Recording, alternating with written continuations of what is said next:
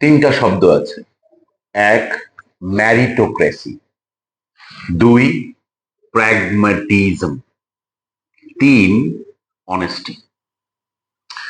আপনি একটি অর্গানাইজেশন চিন্তা করেন, অথবা আপনি নিজের দেশকে নিয়ে চিন্তা করেন, আপনার যে কোনো মুহূর্তে এই তিনটা শব্দ খুবই গুরুত্বপূর্ণ। ম্যারিটোক্রেসি মানে হচ্ছে যোগ্যতার ভিত্তিতে মূল্যায়ন, যোগ্যতার ভিত্তিতে। প্র্যাগম্যাটিজম মানে হচ্ছে বাস্তববাদী হয়ে চিন্তা করা, কাজ করা, বাস্তববাদী। আর অনেস্টি মানে তো আমরা জানি সততা।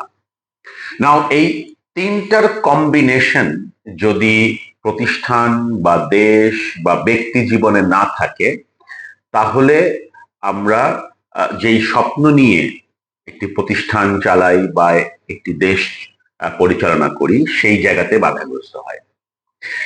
এবং এটা ব্যাপারটা এরকম না যে জাদুর মন্ত্রের মতো আপনি ম্যারিটোক্রেসি, প্র্যাগম্যাটিজম বা অনেস্টিকে ইনক্লুড করবেন আর সব রাতারাতি সব চেঞ্জ হয়ে যাবে। কিন্তু আপনি যদি ডিসিশন মেকার হন, তাহলে আপনার মাথায় সবসময় এটা ঘুরপাক খাবে যে আমি কি যোগ্যতার ভিত্তিতে মূল্যায়ন করছি, আমি কি বাস্তববাদী হয়ে আমি কি আহ পরিচালনা করছি দল, নাকি আমি আমার আদর্শে বা আহ, আমার আদর্শে আমি আটকে আছি।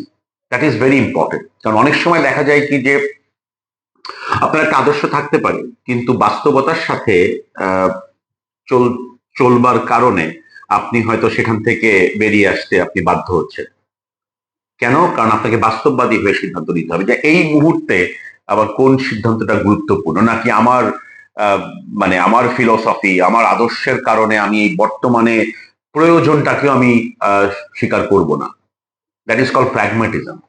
আর অনেস্টি সবসময় মাথায় রাখতে হয় যে অনেস্টি ডাজেন্ট অনলি মিন যে আমি টাকা পয়সা নিয়ে আমার কোনো ডিসঅনেস্টি নেই। অনেকে আমরা মনে করি যে আমার কাছে তো টাকা পয়সা নিয়ে তো আমি কোনো কিছু করি না, যেমন আমি কোনো তসরুপ করি না। ফর এক্সাম্পল, আমাকে কেউ 10 টাকা দিল, আমি 10 টাকায় ফেরত দিলাম।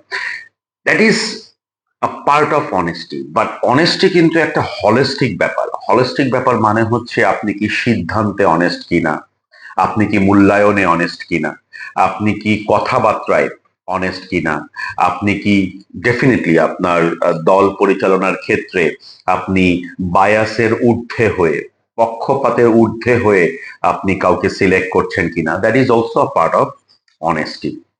তো এই যে যে আমি বললাম যে ম্যারিটোক্রেসি, যোগ্যতার ভিত্তিতে আহ, মূল্যায়ন করা, এটা সর্বক্ষেত্রেই আমি মনে করি যে গুরুত্বপূর্ণ। তবে সব জায়গাতে যদি আমি সমান সুযোগ নিশ্চিত করতে না পারি, অনেক সময় কিন্তু ম্যারিটোক্রেসি বলেন বা প্র্যাগম্যাটিজম বলেন আপনার হয়তো কাজ করে না, অনেস্টিও কাজ করে না। সেই ক্ষেত্রে যখন লিডারশিপের পরিচয়টা কখন পাওয়া যায়? লিডারশিপের পরিচয়টা পাওয়া যায় যে আপনি কঠিন সময়ে আপনি কেমন ভাবে আচরণ করছেন কঠিন সময়ে। নাও কঠিন সময়ের আচরণ দিয়েই কিন্তু আপনার লিডারশিপের কোয়ালিটি বিচার করতে পারি আমরা, যে আপনি কঠিন সময়ে কেমন ছিলেন। মানে আহ, সঠিক সময়ে তো অ্যাকচুয়ালি সবাই ভালো থাকে। ফর এক্সাম্পল, একটা পকেট ভর্তি টাকা, there is no problem outside.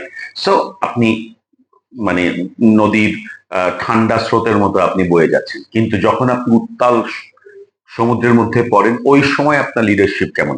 So এরকম একটা সিচুয়েশনে, ফর এক্সাম্পল আমাদের বর্তমান যে পৃথিবীর অবস্থা, এই জায়গাতে যদি আপনি কোনো একটি দেশ পরিচালনার দায়িত্ব পান, প্রতিষ্ঠান পরিচালনার দায়িত্ব পান, ইভেন কি আপনার ফ্যামিলিরও যদি আপনি ম্যানেজিং এর দায়িত্ব পান, সেই ক্ষেত্রে তিনটা শব্দ অত্যন্ত গুরুত্বপূর্ণ। সেটা হচ্ছে ম্যারিটোক্রেসি, প্র্যাগম্যাটিজম অ্যান্ড অনেস্টি।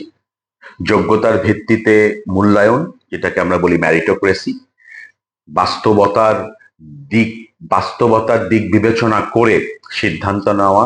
সে যতই সে আপনার আপনার ভিন্ন মতে ভিন্ন মত দিক না কেন, যদি সেটা বাস্তববাদী হয়, আপনাকে সেটা গ্রহণ করতে পারা বা গ্রহণ করতে পারার মানসিকতা, দ্যাট ইজ প্র্যাগম্যাটিজম।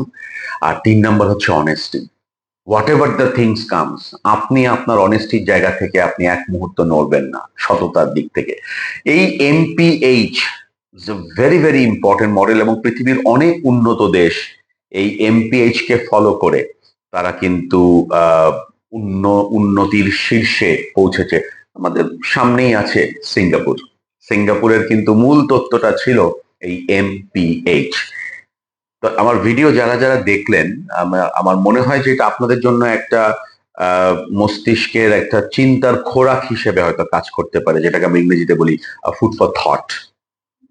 সবাই ভালো থাকবেন, ইনশাল্লাহ নেক্সট আরেকটি ভিডিওতে আমরা আরেকটি নতুন বিষয় নিয়ে আলোচনা করবো। ততক্ষণ সবাই ভালো থাকবেন।